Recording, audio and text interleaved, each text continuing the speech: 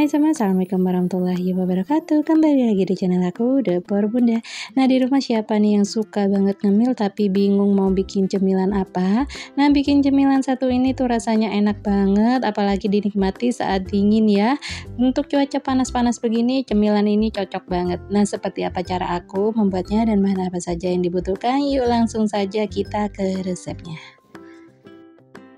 Langkah pertama di sini aku udah pecahkan 2 butir telur ukuran sedang dan pastikan telurnya ini dalam suhu ruang. Kemudian kita tambahkan dengan 130 gram gula pasir dan 1 sendok TSB. Kemudian semua bahan ini mau aku mixer dulu menggunakan kecepatan rendah sampai ke kecepatan paling tinggi selama kurang lebih 7-10 menit. Kalau adonannya udah berwarna putih pucat, kental dan berjejak, jejaknya itu tidak gampang tenggelam atau hilang, aku rasa udah cukup ya. Selanjutnya kita tambahkan tepung terigu di sini. Untuk tepung terigunya aku pakai protein sedang sebanyak 200 gram. Sebelumnya tepung terigunya ini kita ayak terlebih dahulu agar memudahkan saat pencampuran semua bahannya.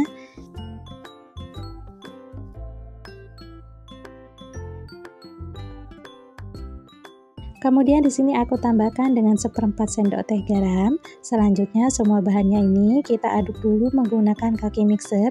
Tujuannya agar saat di mixer nanti tepungnya tidak berterbangan. Kemudian ini kita mixer menggunakan kecepatan paling rendah. Kalau dirasa adonannya udah cukup berat, bisa kita tambahkan santan sebanyak 150 ml. Di sini aku pakai santan instan kemasan 65 ml, kemudian aku tambahkan air sampai mencapai 150 ml. Kemudian aku di sini tambahkan pasta pandan, untuk banyaknya dikira-kira aja ya. Agar warnanya lebih cantik, aku juga tambahkan dengan pewarna coklat. Untuk perbandingannya pasta pandannya lebih banyak ya. Selanjutnya ini kita aduk, kita gunakan mixer menggunakan kecepatan paling rendah sampai tercampur rata. Selanjutnya aku tambahkan dengan 100 ml minyak goreng. Kemudian ini kita aduk rata menggunakan mixer. Pastikan semua bahannya udah benar-benar tercampur rata agar nantinya kuenya nggak bantat.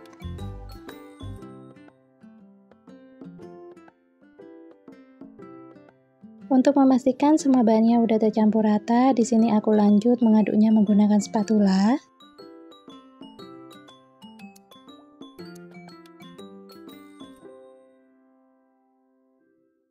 Selanjutnya kita siapkan cetakannya. Di sini aku pakai cetakan ukuran 18 x 18 cm dengan tinggi 7 cm. Untuk bagian bawahnya kita alasi dengan baking paper.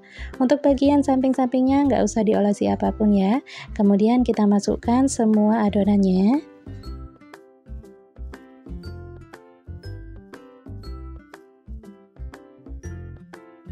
Kemudian di sini aku hentak-hentakkan agar tidak ada gelembung udara yang terperangkap di dalam adonan.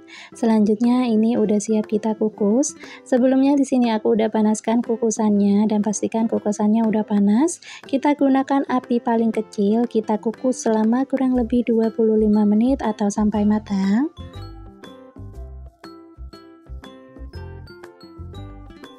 Selanjutnya di sini aku udah siapkan saucepan, kemudian kita masukkan setengah saset agar-agar plain atau setara dengan 3 gram.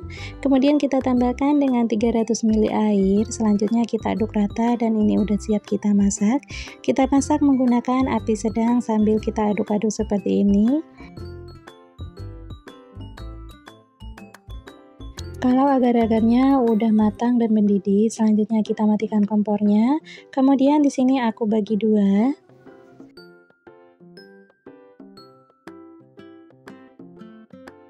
Langkah selanjutnya untuk masing-masing wadah aku tambahkan dengan pewarna. Untuk wadah yang pertama aku tambahkan dengan pewarna orange dan untuk wadah yang kedua aku tambahkan dengan pewarna kuning tua.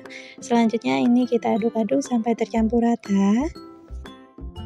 Kalau udah tercampur rata, ini bisa kita sisihkan dulu sampai agar-agarnya benar-benar mengeras. Setelah 25 menit ini kuenya udah mateng, bisa kita matikan kompornya. Selanjutnya ini mau aku angkat terlebih dahulu dan ini kita sisihkan sampai kuenya benar-benar dingin.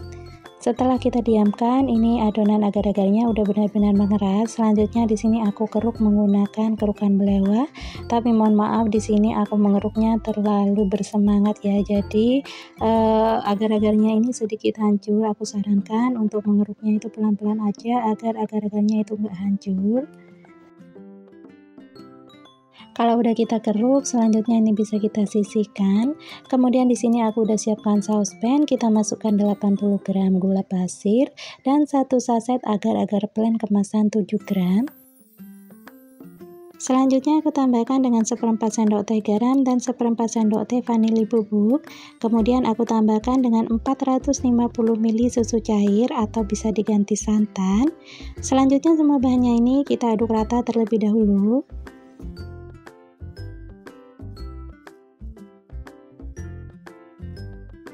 Kemudian susunya ini kita masak menggunakan api sedang sampai benar-benar mendidih. Kalau udah mendidih bisa kita matikan kompornya. Selanjutnya ini kita sisihkan dulu. Langkah selanjutnya di sini aku udah siapkan 100 ml putih telur atau setara dengan 3 butir.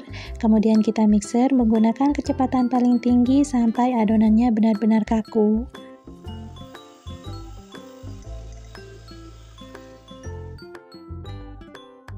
Kalau putih telurnya udah kaku, bisa kita matikan mixernya. Kemudian kita tambahkan dengan agar-agar yang tadi kita keruk. Selanjutnya kita tambahkan juga dengan cairan agar-agar yang baru saja kita buat ya. Ini kondisinya masih panas. Kemudian bisa kita aduk-aduk sampai tercampur rata. Saran aku agar agar-agar yang kita serut itu teksturnya bisa terlihat, kita masukkan terakhir ya. Di sini aku salah tahapannya, tapi nggak masalah, kita lanjut aja. Kemudian di sini kalau udah tercampur rata, bisa kita masukkan adonan puding busanya ke dalam adonan cake. Untuk cake-nya ini udah suhu ruang ya.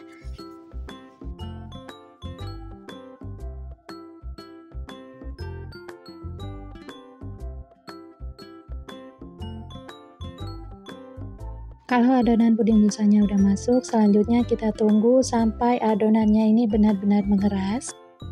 Setelah mengeras bisa kita simpan di dalam kulkas agar lebih set. Setelah aku keluarkan dari dalam kulkas, ini kuenya udah siap kita keluarkan dari dalam cetakan. Untuk cara mengeluarkannya, kita sisir bagian pinggirannya.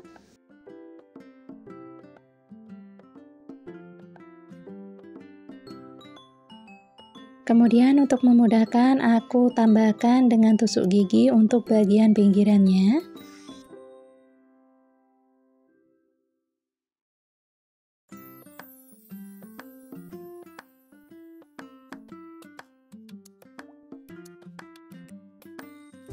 Selanjutnya kalau udah kita keluarkan dari dalam cetakan, tusuk giginya ini bisa kita sisihkan dulu.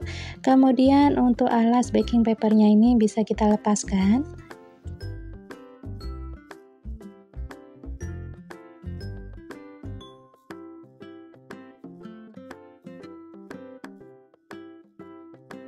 Untuk bagian pinggirannya ini kita potong agar lebih rapi.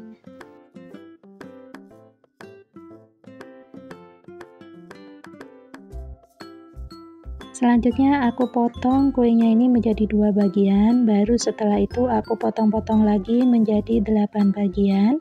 Dan pastikan saat memotong pisau yang kita gunakan itu benar-benar tajam ya.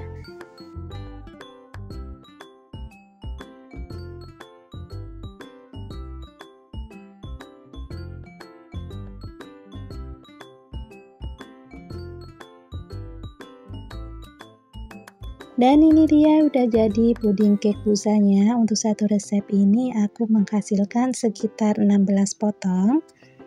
Cake puding busa ini rasanya enak banget, perpaduan rasa lembut dari cake-nya dan juga keras-keras dari puding busanya itu jadi perpaduan yang pas banget. Rasanya enak, manis tapi nggak kemanisan, cocok banget untuk disajikan saat ada kumpul keluarga. Apalagi disajikan dalam kondisi dingin ya, ini tuh enak banget. Untuk kalian yang penasaran sama rasanya bisa langsung aja cobain resepnya.